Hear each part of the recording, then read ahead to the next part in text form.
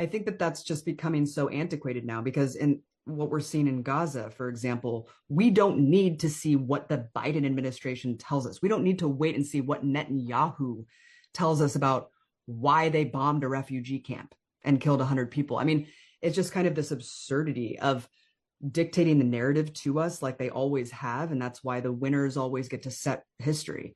But that's not happening anymore. So people are now dictating their reality themselves. The Palestinians are the storytellers of their own genocide and tragedy. And so I always thought that that was kind of a ludicrous notion. And I've always approached my journalism and my storytelling with a very raw, honest approach, which is, this is who I am. This is what I think and feel.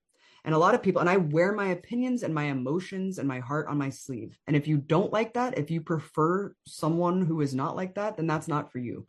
But I think a lot of people do find that refreshing and do want to see an actual human being who is impacted by these stories telling them and being impacted by them, because how could you not, right? How could you not, if you are a human being and you are invested in what you are doing? Every time you see movies about Palestine, you do not hear the truth. You just simply don't, because I think that's the third rail issue. And a lot of journalists, even colleagues of mine in alternative media, has said it's not worth the risk to cover Palestine in the way that we all know it should be covered. So I say that that's how I went into this kind of advocacy, like very clear point of view with documentary storytelling. And I really like the long form documentary storytelling, especially because it's rare.